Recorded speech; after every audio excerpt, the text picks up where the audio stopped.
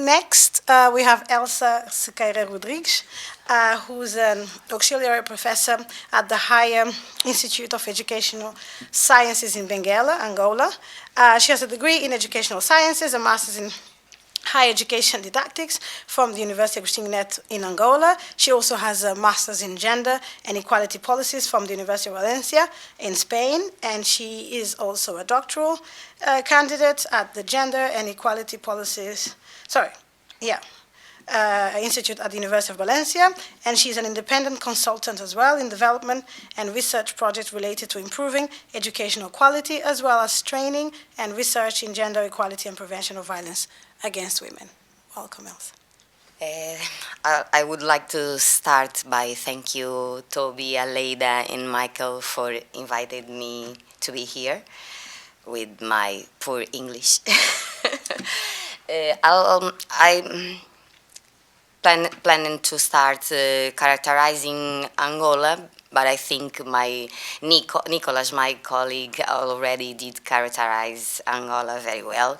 So I'll start this one, the green one. I'll start by characterizing the rural areas in Angola, and particularly the women living in rural areas. The rural context in Angola is characterized by a simple lifestyle, far from technology, far from the literate world. They usually use traditional and obsolete tools. I heard cases in Angola where the farmers have to borrow or rent the tools of others because they don't have anything to work in their lands. They have no access, in the majority of cases, electricity or piped or canned water.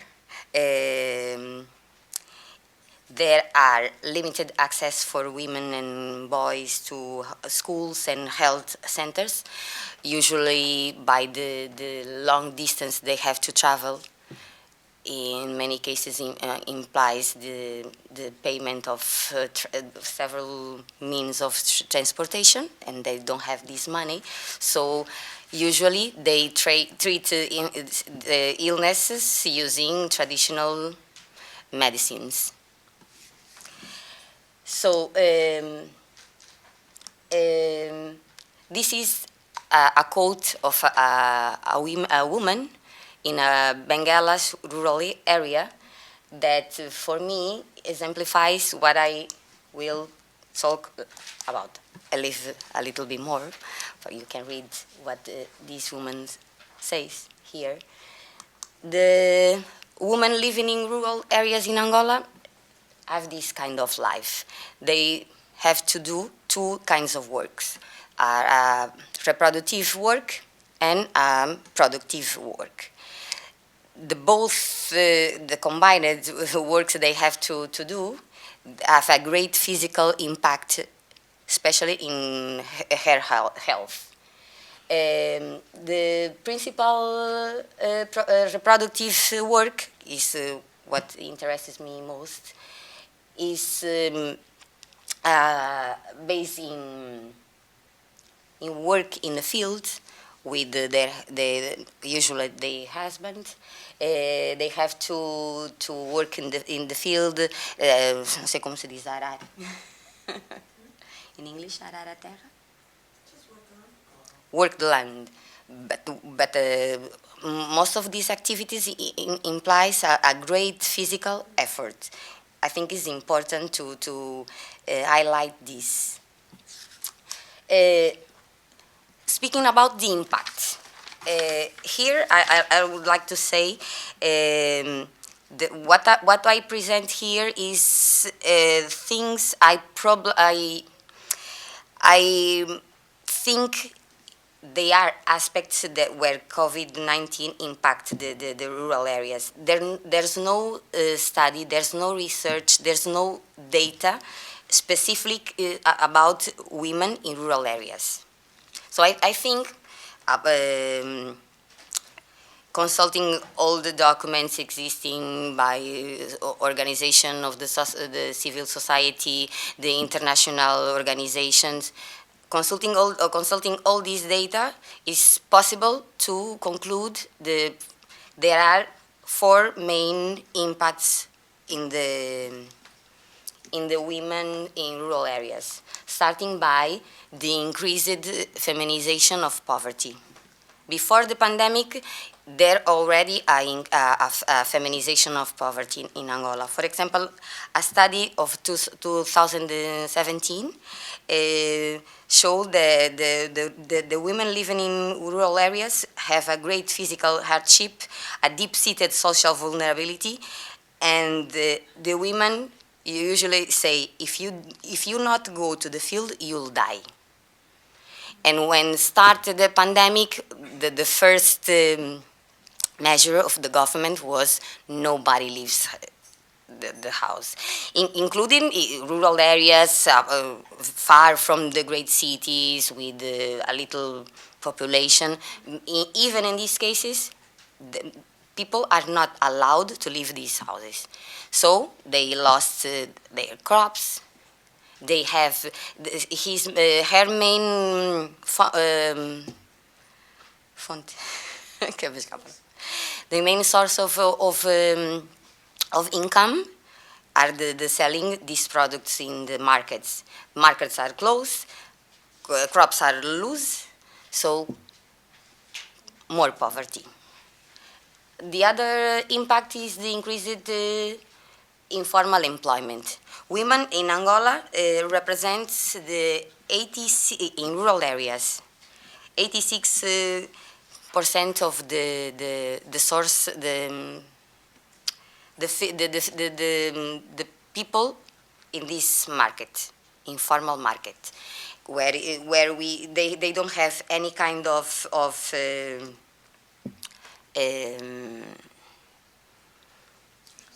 social security or benefits from the welfare of the country. So this is a UN report. The number of the percentage of informality in female population rised with the pandemic in Angola. Other impact is the dropout, especially the dropout of women.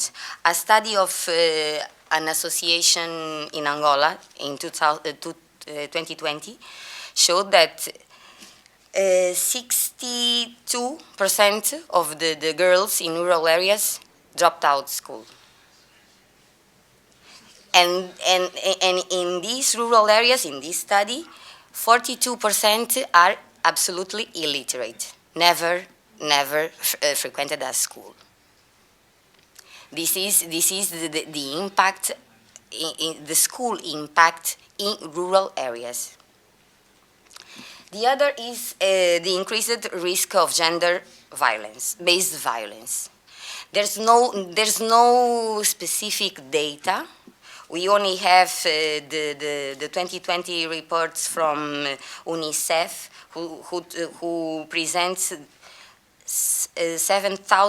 more than 7,000 girls reported suffering physical, sexual, and psychological violence. And the the National Children Institute in 2020 published the statistics that in the year of 2020 there was in Angola 15,000 cases of physical violence against children. So I'll end by saying that women in rural areas are neglected, absolutely neglected, but have the potential of transform our communities. And in extension, I think they could transform Angola as a country. But we have to start working in the communities, building ties, building networks to pass from a situation of vulnerability to a potential autonomy and empowerment from a collective perspective. For the government, I think it's important to start thinking. Angolan government doesn't consider gender equality a priority. There are laws, we have programs from UN, there's a minister dedicated to women. There are projects, laws, everything, but everything stays in the papers. Never comes to the reality, because we consider that gender equality is not a priority, because we have another problems, another inequalities. We have to start by the others and left these for later. But we left this for later many years. We still maintain this as not a priority. So I think that the government must bring to the public's discussion the mechanisms for a real fight against women poverty, and a public discuss to find, based on the social organization of the civil society, the best mechanisms to address this problem, not as a centralized state who thinks. In Angola we say, Angola is Luanda, because people living in Luanda think the others doesn't exist. You are the rest. You who live in the province are the rest. Angola is Luanda. We have a centralized government that thinks and decides based on Luanda reality. But Angola is a very big country with different realities. If we didn't never plan, think in the different perspectives and different contexts. So it's important to start to think the strategies, the mechanism to fight against inequalities by the communities, by the groups, by involving the communities, the social civil society, the NGOs. For example, ADRA, I showed earlier, is an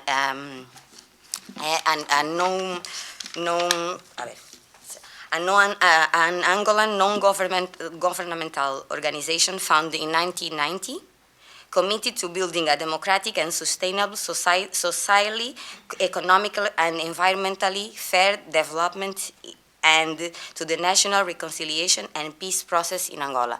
It's a very important organization, not linked with any party or any major international organizations, but it's organizations committed with the rural areas, with the development of rural areas, really committed. But it's an organization not well seen by our government, because they show a reality that they don't have to, they don't want to see. So it's because I finish with this thought. I think the government must start to plan, to think the gender equality by consulting the communities, talking with communities, and think from base to top, the other way around. Thank you for listening. Thank you, Elsa, perfect timing.